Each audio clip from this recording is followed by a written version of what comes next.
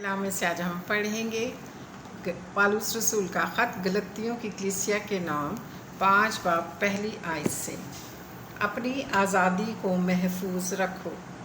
मसीह ने हमें आज़ाद रहने के लिए आज़ाद किया है, बस कायम रहो और दोबारा गुलामी के जुए में ना जुटो।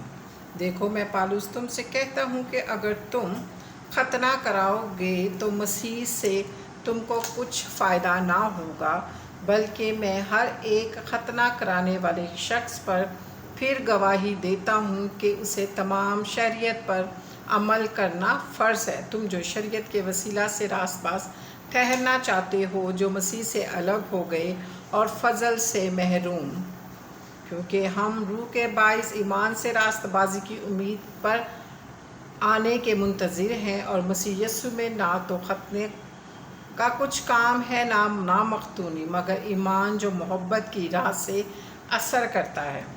तुम तो अच्छी तरह दौड़ रहे थे, किसने तुम्हें हक़ के मानने से रोक दिया? ये तरगीब तुम्हारे बुलाने वाले की तरफ से नहीं। थोड़ा सा खमीर सारे गूंदे हुए आटे को खमीर कर देता है। और मुझे खुदावंद में तुम पर भरोसा है कि तुम और तरह का ख्याल ना करोगे, लेकिन जो तुम्हें घबरा देता है वो ख्वाह कोई हो सज़ा पाएगा। और भाइयों, मैं अगर अब तक खतना की मुनादी करता हूँ तो अब तक सताया क्यों जाता हूँ? इस सूरत में सलीब की ठोकर तो जाती रही। काश कि तुम्हारे बेकरार करने वाले अपना ताल्लुक़ कता कर लेते। अरे भाइयों, तुम आज़ादी के लिए बुलाए तो गए हो, मगर ऐसा ना हो कि वो आज़ादी जिस्मानी बातों का मौका बने, बल्कि मोहब्बत की राह से एक दूसरे की खिदमत करो, क्योंकि सारी शरीयत पर एक ही बात से पूरा अमल हो जाता है, यानी इससे कि तू अपने पड़ोसी से अपनी मानिद मोहब्बत रख। लेकिन अगर तुम एक दूसरे को काटते और फाड़ खाते हो तो ख़बरदार रहना कि एक दूसरे का सत्यानाश ना करो।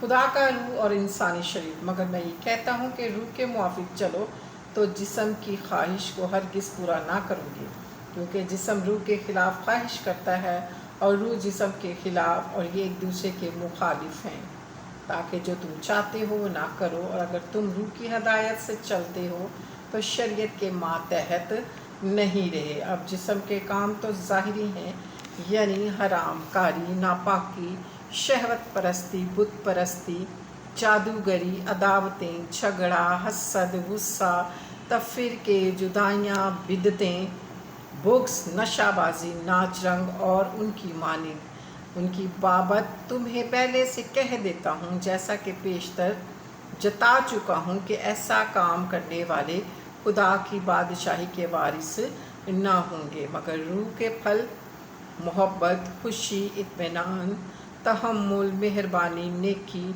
ईमानदारी, हलीम, परहेजगारी है। ऐसे कामों की कोई शरीयत मुखालिफ नहीं करता।